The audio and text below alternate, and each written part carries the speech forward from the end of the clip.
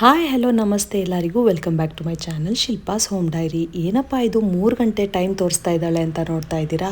ಇದು ಮಧ್ಯಾಹ್ನ 3 ಗಂಟೆ ಅಲ್ಲ, ರಾತ್ರಿ 3 ಗಂಟೆ. ಈ ಥರ ಬ್ಯಾಗ್ಸ್ ಎಲ್ಲ ಪ್ಯಾಕ್ ಮಾಡಿಕೊಂಡು ಮಧ್ಯರಾತ್ರಿ 3 ಗಂಟೆಗೆ ಎಲ್ಲಿಗೆ ಹೊರಡ್ತಾ ಇದ್ದೀವಿ ಅಂತ ನಿಮಗೆ ಡೌಟ್ ಬಂದಿರ್ಬೋದು. ಈ ಡೌಟ್ ಕ್ಲಿಯರ್ ಆಗಬೇಕಂದ್ರೆ ಈ ವಿಡಿಯೋನ ಕಂಪ್ಲೀಟಾಗಿ ಎಲ್ಲೂ ಸ್ಕಿಪ್ ಮಾಡದೆ ನೋಡಿ. ಮಧ್ಯರಾತ್ರಿ 3 ಗಂಟೆ ಆದರೂ ನನ್ನ ಮಗಳು ಎಷ್ಟು ಆ್ಯಕ್ಟಿವ್ ಆಗಿದ್ದಾಳೆ. ಸೊ ಬೇಗ ಎದ್ದು ಎಲ್ಲರೂ ಫ್ರೆಶ್ ಅಪ್ ಆಗಿ ಮಕ್ಕಳಿಗೂ ಕೂಡ ರೆಡಿ ಮಾಡಿಸ್ಬಿಟ್ಟು ನಾವು ಹೊರಟಿದ್ದು ಏರ್ಪೋರ್ಟ್ಗೆ. ತುಂಬ ದಿನದಿಂದ ಎಲ್ಲಾದರೂ ಫ್ಯಾಮಿಲಿ ವೆಕೇಷನ್ ಹೋಗಬೇಕು ಅಂತ ಜಾಗ ಹುಡುಕ್ತಾ ಇದ್ವಿ. ಆದರೆ ಗೋವಾ ಅಂತ ಅಂದ್ಕೊಂಡ್ವಿ. ಆದರೆ ಪ್ರತಿ ಸಲ ಗೋವಾಗೆ ಹೋಗಿ ತುಂಬಾ ಬೇಜಾರಾಗಿತ್ತು. ಆದ್ದರಿಂದ ಸ್ವಲ್ಪ ಚೇಂಜ್ ಇರಲಿ ಅಂತ ಈ ಸತ ಜಾಗನ ಚೇಂಜ್ ಮಾಡ್ಕೊಂಡ್ವಿ. ಸೊ ಹಿಂದಿನ ದಿನವೇ 3 ಗಂಟೆಗೆ ಹೊರಡಬೇಕು ಅಂತ ಕ್ಯಾಬ್ ಬುಕ್ ಮಾಡಿಕೊಂಡು ಇಟ್ಕೊಂಡಿದ್ವಿ. ಬೆಳಗ್ಗೆ ಎದ್ದು ಎಲ್ಲರೂ ಫ್ರೆಶ್ ಅಪ್ ಆಗಿಬಿಟ್ಟು ಇವಾಗ ಮನೆಯಿಂದ ಹೊರಡ್ತಾ ಇದ್ದೀವಿ.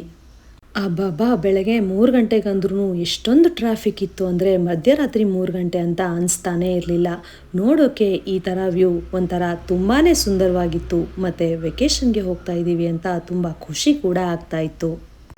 ಈ ವೆಕೇಷನ್ ಪ್ಲ್ಯಾನ್ ಮಾಡಿಕೊಂಡು ಹೋಗ್ತಿರೋದ್ರಿಂದ ಅಪ್ಪ ಅಮ್ಮ ಹಿಂದಿನ ದಿನವೇ ಬಂದಿದ್ದು. ನಾವು ಹೋಗಿದ್ದು ಅಪ್ಪ ಅಮ್ಮ, ನಮ್ಮ ಅತ್ತೆ ಮಾವ, ನಾನು, ನಮ್ಮ ಯಜಮಾನ್ರು ಮತ್ತು ನನ್ನ ಮಕ್ಕಳು. ಸೊ ಆಲ್ಮೋಸ್ಟ್ 1 ಅವರ್ ಟ್ರಾವೆಲ್ ಆದಮೇಲೆ ನಾವು ಇವಾಗ ಏರ್ಪೋರ್ಟ್ ಹತ್ರ ಬಂದುಬಿಟ್ವಿ. ವೆದರ್ ಕೂಡ ತುಂಬ ಸಖತ್ತಾಗಿತ್ತು. ಈ ವೆದರ್ನ ನಾವೆಲ್ಲ ಎಂಜಾಯ್ ಮಾಡಿದ್ವಿ. ಟರ್ಮಿನಲ್ 2 ಇಂದ ಹೋಗಬೇಕು ಅಂತ ತುಂಬಾ ಪ್ಲ್ಯಾನ್ ಮಾಡಿದ್ವಿ. ಟರ್ಮಿನಲ್ 2 ಹೊಸದಾಗಿ ಕನ್ಸ್ಟ್ರಕ್ಷನ್ ಆಗಿರೋದ್ರಿಂದ ಇದು ತುಂಬ ಸುಂದರವಾಗಿದೆ ಅಂತ ತುಂಬ ಜನ ಹೇಳಿದ್ರು. ಆದರೆ ನಾವು ಬುಕ್ ಮಾಡಿರೋ ಫ್ಲೈಟ್ಸ್ ಟರ್ಮಿನಲ್ 1 ಇಂದ ಹೊರಡೋದ್ರಿಂದ ನಮಗೆ ಟರ್ಮಿನಲ್ 2ಗೆ ಹೋಗೋಕ್ಕೆ ಆಗಲೇ ಇಲ್ಲ. ಸೊ ನೋಡೋಣ, ನೆಕ್ಸ್ಟ್ ಟೈಮ್ ಈ ಥರ ಪ್ಲ್ಯಾನ್ ಮಾಡಿಕೊಂಡು ಟರ್ಮಿನಲ್ 2 ಇಂದನೇ ಹೋಗೋಣ ಅಂದ್ಬಿಟ್ಟು ಈ ಸಲ ಟರ್ಮಿನಲ್ 1 ಇಂದನೇ ಹೊರಟ್ವಿ. ಇವಾಗ ನಾವು ಏರ್ಪೋರ್ಟ್ ರೀಚ್ ಆಗಿದ್ದೀವಿ.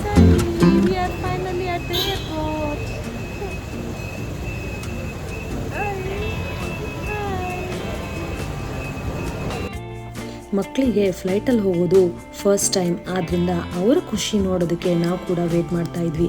ಆ್ಯಕ್ಚುಲಿ ರೋಹನಕ್ಕೆ 2 ವರ್ಷ ಆಗೋದಕ್ಕಿಂತ ಮುಂಚೆನೇ ಒಂದು ಸಲ ಎಲ್ಲಾದರೂ ಡೊಮೆಸ್ಟಿಕ್ ಫ್ಲೈಟ್ ಆದರೂ ಪರವಾಗಿಲ್ಲ, ಎಲ್ಲಾದರೂ ಏರ್ಪೋರ್ಟಿಂದನೇ ಹೋಗಬೇಕು ಅಂತ ತುಂಬಾ ಪ್ಲ್ಯಾನ್ ಮಾಡಿದ್ವಿ. ಆದರೆ ಅವಾಗೆಲ್ಲ ಕರೋನಾ ಇದ್ದಿದ್ದ ಕಾರಣ ನಮಗೆ ಎಲ್ಲೂ ಹೋಗೋಕ್ಕೆ ಆಗಲೇ ಇಲ್ಲ. ಆದ್ದರಿಂದ ನಾವು ಡಿಸೈಡ್ ಮಾಡಿಕೊಂಡು ಹಾಗೆ 2 ವರ್ಷ ಆಗೋದಕ್ಕಿಂತ ಮುಂಚೆನೇ ಒಂದು ಸಲ ಎಲ್ಲಾದರೂ ಹೋಗಬೇಕು ಅಂತ ಡಿಸೈಡ್ ಮಾಡಿ ಇವಾಗ ಈ ಟ್ರಿಪ್ಪನ್ನು ಪ್ಲ್ಯಾನ್ ಮಾಡಿದ್ವಿ. ಈ ಟ್ರಿಪ್ ಕೂಡ ಎಕ್ಸಿಕ್ಯೂಟ್ ಆಗುತ್ತೋ ಇಲ್ವೋ ಅನ್ನೋ ಡೌಟಲ್ಲಿದ್ವಿ. ಆದರೆ ಈ ಟ್ರಿಪ್ ಎಕ್ಸಿಕ್ಯೂಟ್ ಆಯಿತು. ಮಕ್ಕಳಂತೂ ತುಂಬಾ ಖುಷಿಪಟ್ಟರು. ನೋಡಿ, ನೀವೇ ನೋಡ್ತಾ ಇದ್ದೀರಾ ಮಕ್ಕಳು ಎಷ್ಟು ಎಂಜಾಯ್ ಮಾಡ್ತಿದ್ದಾರೆ ಅಂತ. ಸೊ ನಾವು ಪ್ಲ್ಯಾನ್ ಮಾಡಿರೋ ಟ್ರಿಪ್ ಬಂದು ಕೇರಳಗೆ, ಅಂದರೆ ಗಾಡ್ಸ್ ಓನ್ ಕಂಟ್ರಿ. ನಾವೆಲ್ಲರೂ ಕೇರಳಗೆ ಹೋಗ್ತಿರೋದು ಫಸ್ಟ್ ಟೈಮ್. ಸೊ ಅಲ್ಲಿ ಹೇಗಿರುತ್ತೆ, ನಾವು ಏನೇನೆಲ್ಲ ಪ್ಲ್ಯಾನ್ ಮಾಡಿದ್ವಿ, ಅಲ್ಲಿ ಏನೇನು ಸ್ಪೆಷಲ್ ಆಗಿದೆ, ಅಲ್ಲಿ ಏನೇನು ಸಿಗುತ್ತೆ ಅಂತ ನೋಡಬೇಕಾದ್ರೆ, ನೀವು ತಿಳ್ಕೊಬೇಕಾದ್ರೆ ನನ್ನ ಮುಂದಿನ ವ್ಲಾಗ್ಸನ್ನು ಎಲ್ಲೂ ಸ್ಕಿಪ್ ಮಾಡದೆ ತಪ್ಪದೆ ನೋಡಿ ಮತ್ತು ನಿಮ್ಮ ಫ್ರೆಂಡ್ಸ್ ಆ್ಯಂಡ್ ಫ್ಯಾಮಿಲಿಗೆಲ್ಲ ಶೇರ್ ಮಾಡಿ. ನೋಡೋದಕ್ಕೂ ಮುಂಚೆ ಸಬ್ಸ್ಕ್ರೈಬ್ ಮಾಡಿಕೊಂಡು ನನ್ನ ವಿಡಿಯೋನ ಕಂಟಿನ್ಯೂ ಮಾಡಿ. ಬೆಂಗಳೂರಲ್ಲಿ ತುಂಬಾ ಚಳಿ ಇರೋದ್ರಿಂದ ಬಟ್ಟೆ ಪ್ಯಾಕ್ ಮಾಡ್ಕೊಂಡು ಜಾಸ್ತಿ ನಾವು ತುಂಬ ಚಳಿ ಇತ್ತು. ಒಳ್ಳೆ ಎಕ್ಸ್ಪೀರಿಯನ್ಸ್.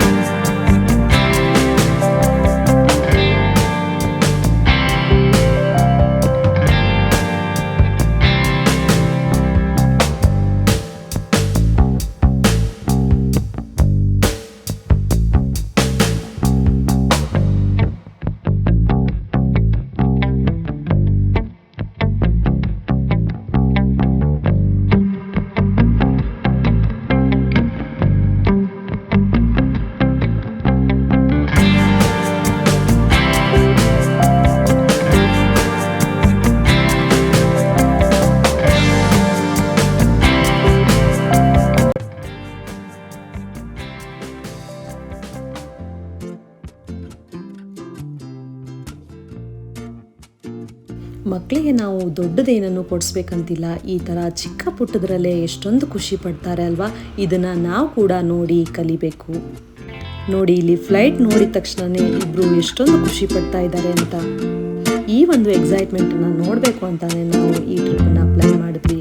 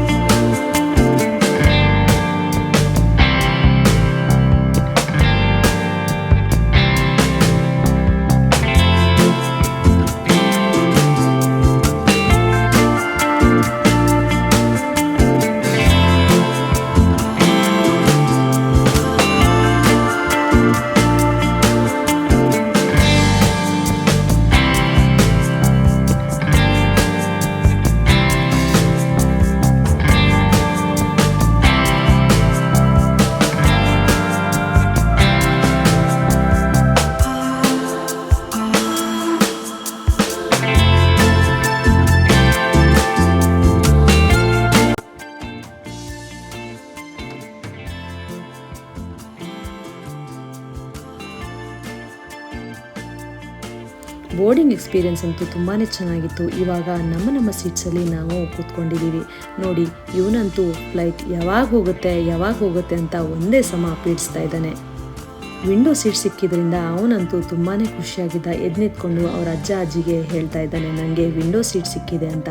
ನೋಡಿ, ವಿಂಡೋಯಿಂದ ನೋಡೋದಕ್ಕೆ ಇಬ್ಬರು ಎಷ್ಟು ಕಿತ್ತಾಡ್ತಿದ್ದಾರೆ ಅಂತ. ನಮ್ಮ ಫ್ಲೈಟ್ ಇದ್ದಿದ್ದು 5:30 ಅಂದರೆ ಮಾರ್ನಿಂಗ್ 5:30ಗೆ.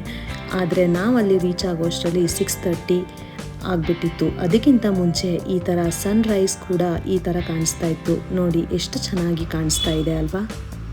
ಇನ್ನೇನು ಫ್ಲೈಟ್ ಟೇಕ್ ಆಫ್ ಆಯಿತು ಅನ್ನೋಷ್ಟರಲ್ಲೇ ಲ್ಯಾಂಡ್ ಆಗೋ ಟೈಮ್ ಕೂಡ ಬಂದಾಯಿತು. ಫ್ಲೈಟಲ್ಲಿ ಹೋಗಿದ್ದು ಗೊತ್ತೇ ಆಗಿಲ್ಲ. ಆಲ್ರೆಡಿ ನಾವು ಕೇರಳ ಅಂದರೆ ಟ್ರಿವೆಂಡ್ರಮ್ ರೀಚ್ ಆಗಿಬಿಟ್ಟಿದ್ವಿ.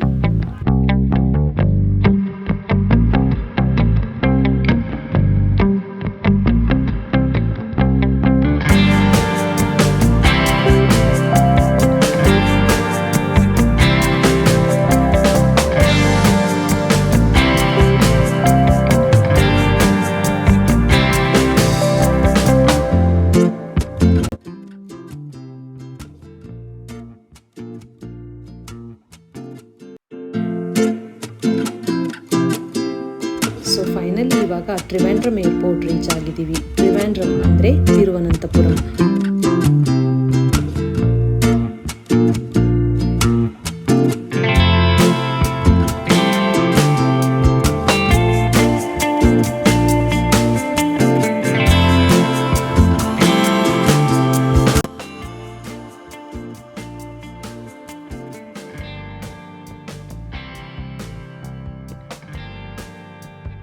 ಫಸ್ಟ್ ನಾವು ತಿರುವನಂತಪುರಂ ಅಲ್ಲಿರೋ ಅನಂತ ಪದ್ಮನಾಭ ದೇವಸ್ಥಾನವನ್ನು ವಿಸಿಟ್ ಮಾಡಬೇಕು ಅಂತ ನಾವು ಇವಾಗ ಡ್ರೆಸ್ ಎಲ್ಲ ಚೇಂಜ್ ಮಾಡಿಕೊಂಡು ಫ್ರೆಶ್ ಅಪ್ ಆಗಿಬಿಟ್ಟು ರೆಡಿ ಆದ್ವಿ.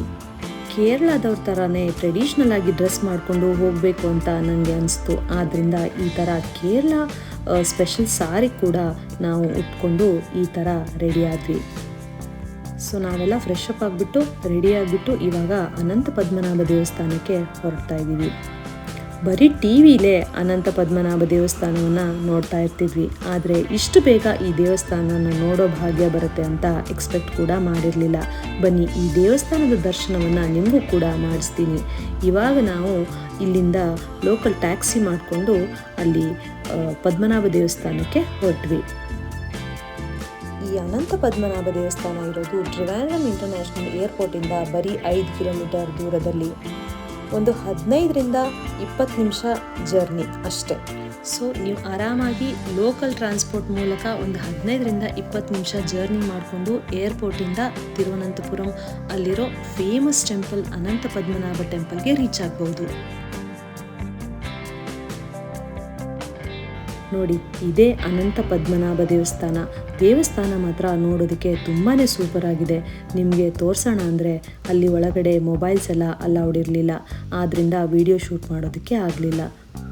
ದೇವಸ್ಥಾನ ಮಾತ್ರ ತುಂಬಾ ಸಖತ್ತಾಗಿದೆ. ಸೊ ಆದ್ದರಿಂದ ಕೇರಳಗೆ ವಿಸಿಟ್ ಮಾಡೋರು ಈ ದೇವಸ್ಥಾನವನ್ನು ಮಿಸ್ ಮಾಡೋಕ್ಕೆ ಹೋಗಬೇಡಿ. ಒಳಗಡೆ ಹೋಗಿ ಬರೋದಕ್ಕೆ 1.5ರಿಂದ 2 ಗಂಟೆ ಹಿಡಿಯುತ್ತೆ. ಒಳಗಡೆ ಮೊಬೈಲ್ ಫೋನ್ಸನ್ನು ಅಲೌ ಮಾಡೋದಿಲ್ಲ. ಮತ್ತು ಗಂಡು ಮಕ್ಕಳಿಗೆ ಪಂಚೆ ಶಲ್ಯ ಹಾಕ್ಕೊಂಡೇ ಒಳಗಡೆ ಬರಬೇಕು. ಪ್ಯಾಂಟ್ ಆಗಲಿ 3/4 ಆಗಲಿ ಅಲೌ ಮಾಡೋದಿಲ್ಲ. ಆದ್ದರಿಂದ ಎಲ್ಲರೂ ಡ್ರೆಸ್ ಚೇಂಜ್ ಮಾಡಿಕೊಂಡು ದೇವಸ್ಥಾನದ ದರ್ಶನವನ್ನು ಮುಗಿಸ್ಕೊಂಡು ಬ್ರೇಕ್ಫಾಸ್ಟ್ ಮಾಡೋಣ ಅಂತ ಅಲ್ಲಿರೋ ಒಂದು ಲೋಕಲ್ ಹೋಟೆಲ್ಗೆ ಹೋದ್ವಿ. ಸೊ ಅಲ್ಲಿ ಬ್ರೇಕ್ಫಾಸ್ಟ್ನೆಲ್ಲ ಮುಗಿಸ್ಕೊಂಡು ಇನ್ನೊಂದು ಫೇಮಸ್ ಟೆಂಪಲ್ ಇದೆ, ಅದು ಕೂಡ ತುಂಬ ಸುಂದರವಾಗಿದೆ ಅಂತ ಅದನ್ನು ನೋಡ್ಕೊಂಬರೋಣ ಅಂತ ಅಲ್ಲಿಂದ ಆ ದೇವಸ್ಥಾನಕ್ಕೆ ಹೊರಟ್ವಿ. ಈ ದೇವಸ್ಥಾನ ಕೂಡ ತುಂಬಾ ಸುಂದರವಾಗಿತ್ತು. ಇಲ್ಲೂ ಕೂಡ ಒಳಗಡೆ ಮೊಬೈಲ್ಸ್ ಅಲೌ ಮಾಡೋದಿಲ್ಲ. ಆದರೂ ಕೂಡ ನಾನು ಕೆಲವೊಂದು ಕ್ಲಿಪ್ಸ್ನ ನಿಮಗೋಸ್ಕರ ತೊಗೊಂಡು ಬಂದಿದ್ದೀನಿ. ಇದು ಅಟ್ಟುಕಾಲ್ ಭಗವತಿ ದೇವಸ್ಥಾನ ಅಂತ. ಈ ದೇವಸ್ಥಾನ ಕೂಡ ತುಂಬ ಸುಂದರವಾಗಿತ್ತು. ಕೇರಳ ಅಂದರೆ ದೇವರ ನಾಡು ಅಂತಾರಲ್ಲ, ಅದು ನನಗೆ ಇಲ್ಲಿ ಬಂದ ಮೇಲೆ ನಿಜ ಅನಿಸೋಕ್ಕೆ ಶುರುವಾಯಿತು. ಇಲ್ಲಿ ದೇವರ ಮೇಲೆ ಭಕ್ತಿ ಆಗಲಿ, ಇಲ್ಲಿರೋ ಫಾಲೋ ಮಾಡೋ ಟ್ರೆಡಿಷನ್ಗಳಾಗಲಿ ಎಲ್ಲ ತುಂಬಾ ಒಂಥರ ಚೆನ್ನಾಗಿತ್ತು. ನೋಡೋದಕ್ಕೂ ಕೂಡ ತುಂಬಾ ಖುಷಿಯಾಯಿತು. ಈ 2 ದೇವಸ್ಥಾನಗಳನ್ನು ವಿಸಿಟ್ ಮಾಡಿ 2 ದೇವಸ್ಥಾನಗಳಿಗೆ ದೇವರ ದರ್ಶನ ಪಡ್ಕೊಂಡು ಅಲ್ಲಿಂದ ನಾವು ಚೆಕ್ ಇನ್ ಆಗೋದಕ್ಕೆ ಹೋಗ್ತೀವಿ.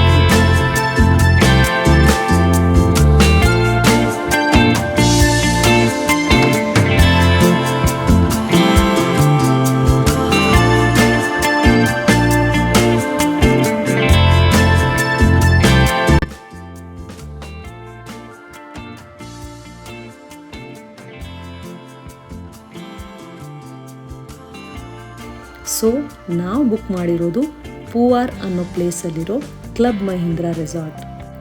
ಈ ರೆಸಾರ್ಟ್ದು ಒಂದು ಗ್ಲಿಮ್ಸನ್ನು ಈ ವಿಡಿಯೋದಲ್ಲಿ ಆ್ಯಡ್ ಮಾಡಿದ್ದೀನಿ. ಇನ್ನು ಮುಂದಿನ ಡೀಟೇಲ್ಸ್ ಬಂದು ನಾನು ನೆಕ್ಸ್ಟ್ ವಿಡಿಯೋದಲ್ಲಿ ನಿಮ್ಮ ಜೊತೆ ಶೇರ್ ಮಾಡ್ತೀನಿ. ಇಲ್ಲಿ ನಾವು ಸ್ಟೇ ಮಾಡಿದ್ದು 2 ದಿನ ಕ್ಲಬ್ ಮಹೀಂದ್ರ ರೆಸಾರ್ಟಲ್ಲಿ ನಮ್ಮ ಸ್ಟೇ ಎಕ್ಸ್ಪೀರಿಯನ್ಸ್ ಹೇಗಿತ್ತು ಅಂತ ನಾನು ಮತ್ತೆ ಮುಂದಿನ ವಿಡಿಯೋದಲ್ಲಿ ನಿಮ್ಮ ಜೊತೆ ಶೇರ್ ಮಾಡ್ತೀನಿ. ನಾವು ಸ್ಟೇ ಮಾಡಿರೋದು 1 BR ಅಲ್ಲಿ, ಅಂದರೆ ಇದರಲ್ಲಿ ಪ್ರೈವೇಟ್ ಪೂಲ್ ಕೂಡ ಇದ್ದಿದ್ದರಿಂದ ಇದು 4 ಪೀಪಲ್ ಅಕೊಮೊಡೇಟ್ ಮಾಡೋದಕ್ಕೆ ತುಂಬಾ ಚೆನ್ನಾಗಿತ್ತು ಮತ್ತು ತುಂಬ ಕಂಫರ್ಟೇಬಲ್ ಆಗಿ 4 ಜನ ನಾವು ಸ್ಟೇ ಮಾಡ್ಬೋದು. ಈ ಪೂಲ್ ಪ್ರೈವೇಟ್ ಪೂಲ್ ಆಗಿದ್ದರಿಂದ ರೂಮ್ ಹತ್ರನೇ ಇದ್ದಿದ್ದರಿಂದ ಈ ಮಕ್ಕಳಿಗಂತೂ ಹಿಡಿಯೋದೇ ಯಾರಿರಲಿಲ್ಲ. ಬನ್ನಿ ಈ ರೂಮ್ ಕೂಡ ಹೇಗಿತ್ತು ಅಂತ ನೀವೇ ಒಂದ್ಸಲ ನೋಡ್ಕೊಂಡು.